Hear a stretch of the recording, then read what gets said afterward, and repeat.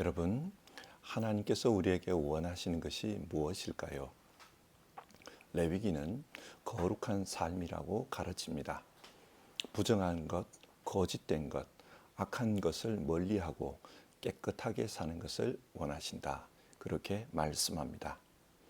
오늘은 레위기에 나오는 속죄제와 속건제에 대해 살펴보려고 합니다. 이 말씀을 통해 하나님께서 우리에게 원하시는 것에 대해 같이 생각해 보도록 합시다.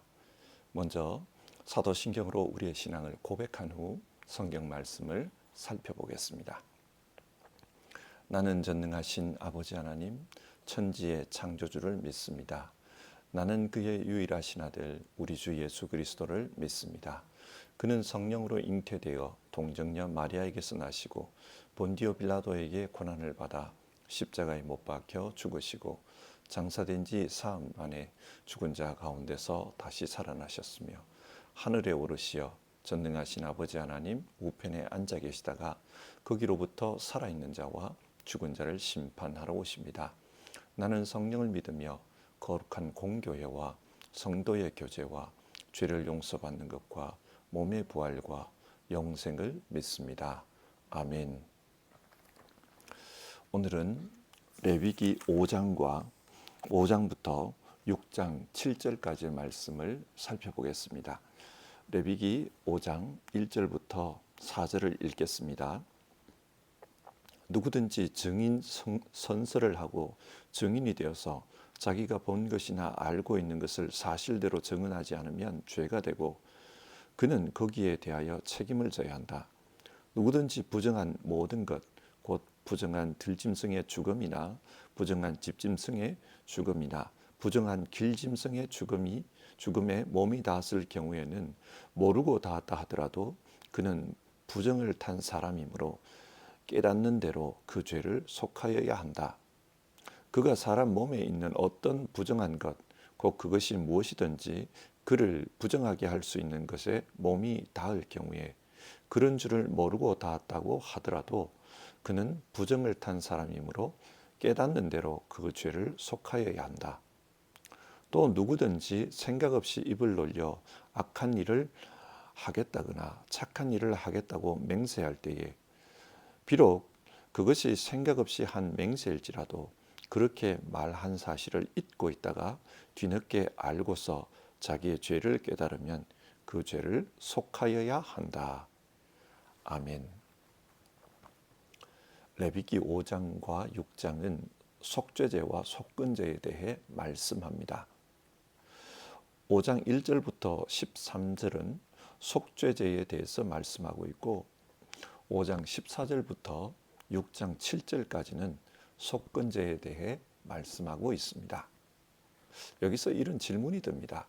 여러분, 속죄제와 속건제는 어떤 차이가 있습니까? 둘 다 죄를 씻기 위해서 드리는 제사입니다. 그런데 두 제사의 성격이 조금 다릅니다. 5장과 6장을 읽다 보면 죄 혹은 허물이라는 단어가 나옵니다.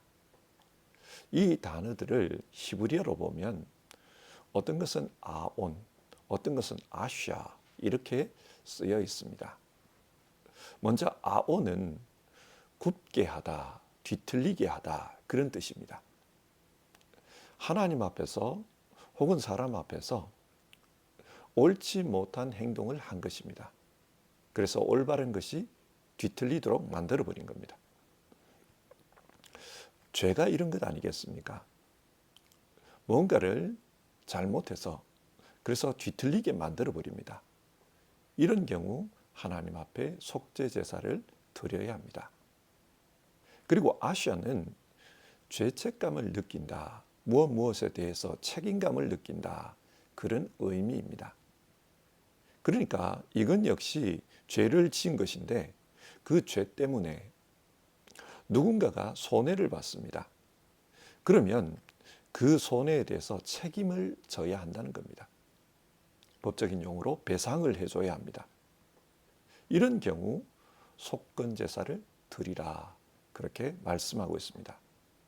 그러니까 속죄제와 속건제 둘 다 죄를 씻기 위해서 드리는 제사인데 속죄제와 속건제의 차이는 누군가에게 구체적인 손해를 끼쳐 해를 보게 만들었느냐 그렇지 않느냐 그 문제입니다. 자, 그러면 두 제사에 대해서 좀 더 구체적으로 알아보겠습니다. 5장 1절에서 4절 속죄제사를 드려야 할 구체적인 예들이 소개되고 있습니다. 1절을 보면 재판을 받는 자리에서 거짓 증언을 했을 때입니다. 증인이 되었습니다. 그래서 그 증인이 어떻게 증거하느냐에 따라 피고인의 형벌이 달라집니다. 그때 이 증인이 피고인을 보니까 자기가 아는 사람이에요. 그래서 그 피고인을 봐주기 위해 거짓 증거를 하거나 혹은 죄에 대해서 침묵했다고 합시다. 분명히 목격을 했는데 침묵했다고 합시다. 이런 경우 죄가 된다는 겁니다. 여기서 중요한 것은 증인이 된 그 사람의 양심입니다. 누구도 그 사람의 양심을 들여다볼 수는 없습니다. 자기 스스로의 문제입니다. 근데 시간이 지난 후 자신이 그때 잘못을 했다, 양심의 가책을 느낄 때 그때 속죄제를 드려야 한다, 그렇게 말씀합니다. 그리고 2절과 3절을 보면요, 부정한 것 혹은 부정한 짐승의 죽음에 몸이 닿았을 때 속죄제사를 드려야 한다, 그렇게 말씀합니다. 여러분, 왜 사체에 몸이 닿는 것이 죄가 될까요? 어떤 생물체가 죽었다는 것은 결국 죄와 연관이 있다는 겁니다. 로마서 6장 23절은 죄의 싹은 사망이다, 그렇게 말씀합니다. 죄의 결과로 사망이 온 것입니다. 그러므로 뭔가가 죽었다는 것은 근본적으로 이 죄 문제와 연관이 있다는 거예요. 그렇기 때문에 부지불식 중에라도 그것과 대이면 죄와 연관이 지어지게 된다, 그런 말입니다. 그래서 부정하다는 거예요. 이럴 경우 속죄제사를 드리라고 합니다. 그리고 4절을 보면 생각 없이 말을 하거나 생각 없이 맹세한 것에 대해서 뒤늦게 깨닫게 되었을 때 하나님 앞에 속죄제사를 드리라고 합니다. 한국 사람들은 빈말을 잘합니다. 예를 들어 어떤 사람을 오랜만에 만났을 때 나중에 우리 식사 한번 합시다, 그런 말을 합니다. 그런데 그런 말을 했다고 해서 진짜 식사를 하는 경우는 드뭅니다. 빈말이죠. 이런 것도 허물이 될 수 있습니다. 그리고 하나님 앞에 어떤 소원이 강하게 있어서 하나님, 이 소원을 이루어 주시면 내가 이렇게 하겠습니다, 그렇게 마음으로 소원을 했다고 합시다. 맹세를 했습니다. 그런데 그것을 잊어버리고 살다가 나중에 생각이 나면 이때 하나님 앞에 속죄제사를 드려야 한다, 그렇게 말씀합니다. 이상에서 말하는 속죄제사의 실예들을 보면 공통점이 있습니다. 자기가 고백하지 않으면 남들은 알기 어렵다는 점입니다. 우리는 살면서 나만 아는 죄, 남들은 모르는 죄를 짓기도 합니다. 예를 들어 마음으로 지은 죄, 말로 지은 죄, 무의식 중에 생각으로 지은 죄. 남들은 알기 어렵습니다. 그러나 성경은 이런 것도 하나님은 다 보고 계신다, 그렇게 말씀합니다. 그렇기 때문에 나중에 죄라는 것이 깨달아지면 하나님 앞에 속죄제사를 드리고 죄사함을 받아야 한다, 그렇게 말씀합니다. 자, 그러면 속죄제사는 어떻게 드리라고 합니까? 5절부터 13절을 보면요, 먼저는 자기 죄를 고백하라고 합니다. 내가 이런 죄를 지었습니다, 하나님 앞에 고백하는 거지요. 그리고 거기에 대해서 제물을 드리라고 합니다. 일반인의 경우 양이나 염소를 드려 제사를 드립니다. 그런데 좀 형편이 어려울 경우에는 집비둘기나 산비둘기 2마리로 제사를 드리라고 합니다. 하지만 비둘기도 드릴 수 없는 그런 어려운 형편에 계시는 분들도 분명히 있습니다. 그럴 때는 밀가루 한 줌을 가져와서 속죄제사를 드리라. 그렇게 말씀합니다. 여러분, 하나님께서 이 말씀을 통해 무엇을 말씀하신 겁니까? 그 사람이 부자이든지 그 사람이 정말 가난한 사람들이든지 하나님은 모두가 죄로부터 해방되어 깨끗하게 되기를 원하신다. 그것을 말씀합니다. 속죄제사를 드림으로 죄책감으로부터 해방되고 또 하나님과의 관계에서 끄리낌이 없이 그렇게 사는 것을 원하신다는 겁니다. 하나님은 자기 백성을 사랑하십니다. 그래서 자기 백성에 대해서 배려하는 마음으로 이 말씀을 하신 것입니다. 형편이 어려울 경우에는 그 형편에 맞게 속죄제사를 드리라. 그리고 중요한 것은 죄로부터 해방되는 것이다. 죄책감으로부터 풀려나는 것이다. 그것을 말씀해 줍니다. 성경이 말하는 궁극적인 속죄 제물은 우리 예수님입니다. 그래서 예수님은 수고하고 무거운 짐진 자들아 다 내게로 오라 말씀하셨습니다. 누구든지 주께로 오면 주께서 그 멍에를 가볍게 해주십니다. 또 누구든지 예수님을 믿으면 죄사함을 얻을 수 있다. 구원을 얻을 수 있다. 그렇게 말씀하셨습니다. 우리는 죄가 생각났을 때 하나님 앞에 자신의 죄를 고백하고 예수 그리스도 앞에 나아가서 속죄 제사를 드리는 것이 옳습니다. 이어서 속건제에 대해서 살펴봅시다. 속건제는 나의 죄 혹은 나의 실수로 말미암아 다른 사람이 손해를 입었을 경우에 드리는 제사입니다. 이 제사를 드릴 때는 그 손해 플러스 20%를 더해서 제사를 드려야 합니다. 구체적으로 보면 이런 예가 소개되고 있습니다. 15절과 16절. 실수로 하나님의 성물에 손해를 입혔을 때 속건제를 드리라고 합니다. 그리고 17절과 18절을 보면 하나님의 명령을 어김으로 하나님께 해를 끼쳤을 때 속건제를 드리라. 그런 말을 합니다. 오늘날의 예로 이야기해 보면 가장 쉬운 것이 헌금과 관련된 거예요. 예를 들어 말라기를 보면 말라기서에서는 11조는 하나님의 것이다. 그렇게 말합니다. 그래서 11조를 드리지 않는 것을 하나님의 것을 도둑질했다. 그렇게 말하고 있어요. 요즘은 교회에서 헌금은 자기 형편에 맞게 드리라. 그렇게 말합니다. 문자적으로 헌금을 강요하지는 않습니다. 그런데 어떤 분이 이 말라기서의 말씀을 읽다가 양심의 가책을 받았다고 가정해 봅시다. 하나님의 것을 내가 도둑질했구나. 속으로 그런 생각이 들었습니다.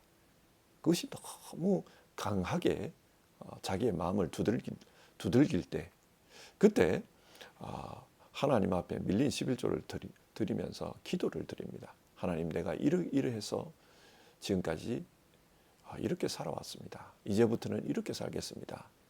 그렇게 했다고 합시다. 이것이 바로 속건제입니다. 또 하나님과의 관계에서 내가 하나님의 영광을 가리는 그런 행동을 했다고 합시다. 나 때문에 하나님이 안 믿는 자들에게 욕을 먹었습니다.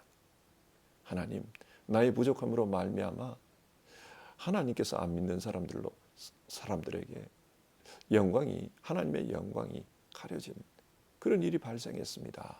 하나님 용서해 주십시오. 그러면서 하나님 앞에 예배하고 회개 기도를 하고 이게 속건제에 해당될 수 있습니다. 6장 1절에서 7절을 보면요. 사람과의 관계에서 발생한 속건제의 예를 소개하고 있습니다. 이웃의 물건을 위탁받았다가 나중에 나는 모르는데 그러면서 남의 물건을 떼먹었습니다. 이것이 속건제에 해당됩니다. 또 전당을 잡았는데 전당을 잡고 돈을 빌려주는데 그 담보물을 횡령을 했다는 겁니다. 이것도 속건제에 해당이 됩니다. 그리고 이웃의 물건을 도둑질하는 것, 남의 것을 강제로 빼앗는 것, 남이 잃어버린 것을 몰래 감추고 있다가 자신이 차지하는 것, 이런 것도 다 속건제에 해당되는 죄다. 그렇게 소개하고 있습니다. 이것이 무엇을 말합니까? 하나님은 하나님과의 관계뿐만 아니라 사람과의 관계에서도 자기 백성이 깨끗하기를 원하십니다. 그래서 예수님께서도 너희가 하나님 앞에 예배를 드리러 나왔다가 형제에게 원망 들을 만한 일이 생각나거든 먼저 가서 형제와 화목하고 그 후에 하나님 앞에 예배를 드려라. 그런 말씀을 하셨습니다. 하나님과의 수직적인 관계뿐만 아니라 사람과의 수평적인 관계도 중요합니다.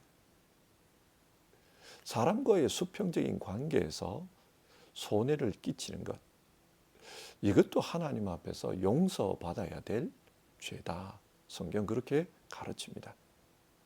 그러면 이런 질문을 해봅시다. 왜 남에게 손해를 끼칠까요? 그것은 자기 안에 욕심이 있기 때문입니다. 욕심 때문에, 자기의 욕심 때문에 남에게 손해를 끼칩니다. 그리고 이 욕심은 이기심에서 출발합니다. 타락한 인간은 본성이 이기적입니다. 자기중심적입니다. 그러다 보니 남에게 피해를 끼치면서까지 자기 유익을 추구합니다. 어떤 사람들은 이런 이기성을 본능이라고 치부해버립니다. 본능이라고 치부하는 것은 그것은 죄가 아니라는 거예요. 본능적으로 그렇기 때문에 그렇게 사는 것은 잘못이 아니다. 그렇게 말합니다. 하지만 성경은 분명히 죄라고 가르칩니다. 우리 자신을 돌아보면 누구든지 자기 자신을 위해 살아가는 것은 틀림없는 사실입니다. 그러나 자기 자신을 위해 살기 때문에 남에게 피해를 줘서는 안 됩니다. 그래서 하나님은 속건제를 드리면서 자기 이기성을 제어하고 다른 사람과의 관계를 원만히 해야 한다. 그것을 가르치고 있습니다. 어떻게 원만하게 살아갈 수 있습니까? 예수님은 인자가 온 것은 섬김을 받으려 함이 아니라 도리어 섬기려 하고 자기 목숨을 많은 사람을 위한 대속물로 주기 위해 왔다. 그렇게 말씀하셨습니다.